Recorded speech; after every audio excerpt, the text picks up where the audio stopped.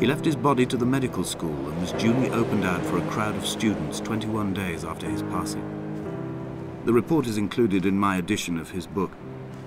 The syphilis had torn through his guts like a drunk driver, scrambling his organs like eggs on a plate.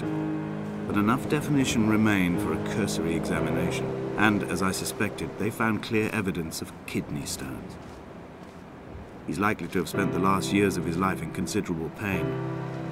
Perhaps this is the root of his laudanum habit. Although its use makes him an unreliable witness, I find myself increasingly drawn into his orbit. They found Jakobsen in early spring. The thaw had only just come. Even though he'd been dead nearly 7 months, his body had been frozen right down to the nerves and had not even begun to decompose. His fingernails were raw and bitten to the quick. They found the phosphorescent moss that grows in the caves deep under the nails. Whatever he'd been doing under the island when his strength began to fail is lost.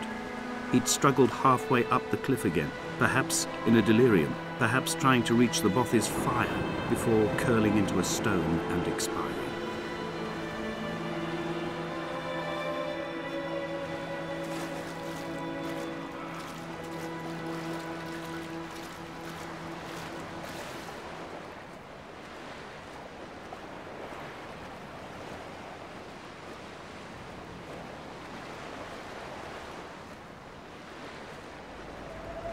Climbing down to the caves, I slipped and fell and have injured my leg. I think the femur is broken. It is clearly infected. The skin has turned a bright, tight pink, and the pain is crashing in on waves, winter tides against my shoreline, drowning out the ache of my stones. I struggled back to the Bothy to rest, but it has become clear that there is only one way this is likely to end. The medical supplies I looted from the trawler have suddenly found their purpose. They will keep me lucid for my final ascent.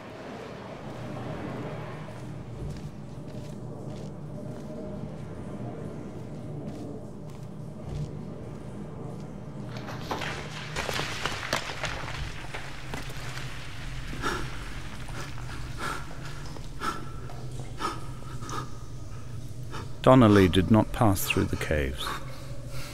From here on in, his guidance, unreliable as it is, has gone from me. I understand now that it is between the two of us and whatever correspondence could be drawn from the wet rocks.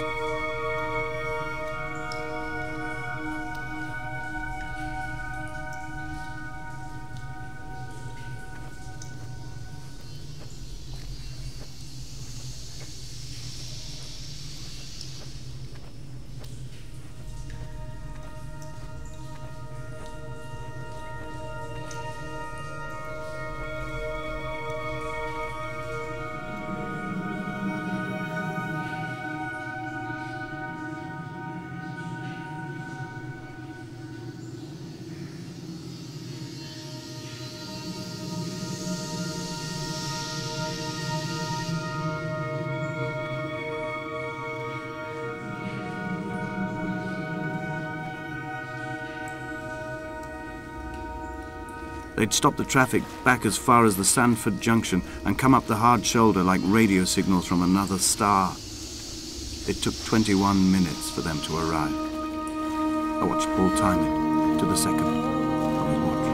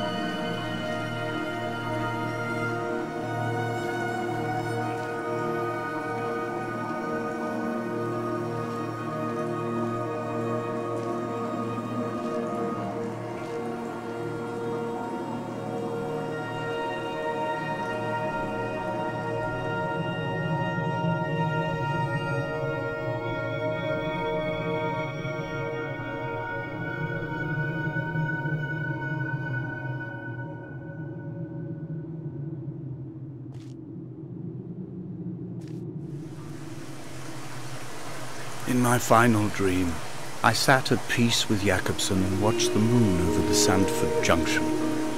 Goats grazed on the hard shoulder, the world gone to weed and redemption. He showed me his fever scars, and I mine, between each shoulder the nascency of flight.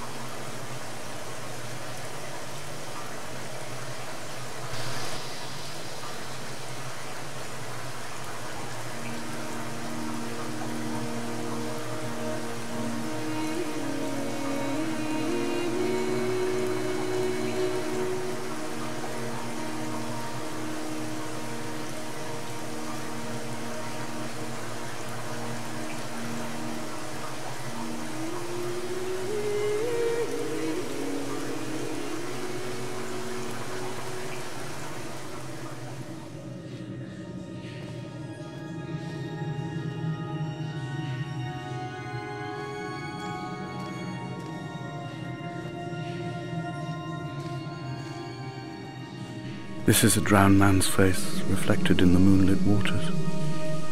It can only be a dead shepherd who has come to drunk drive you home.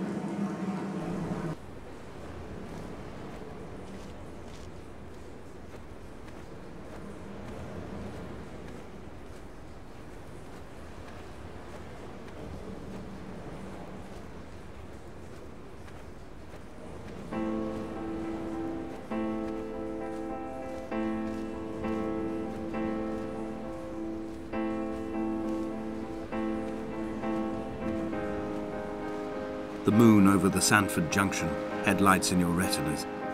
Donnelly drove a grey hatchback without a bottom.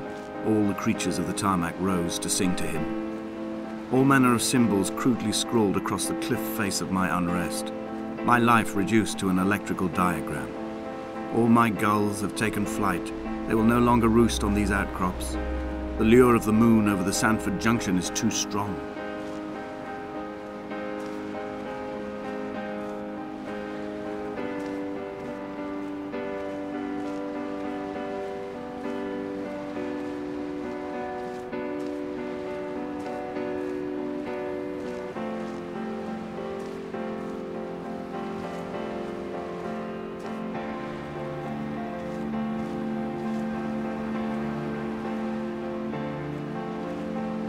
Dear Esther, I find each step harder and heavier. I drag Donnelly's corpse on my back across these rocks, and all I hear are his whispers of guilt, his reminders, his burnt letters, his neatly folded clothes. He tells me I was not drunk at all.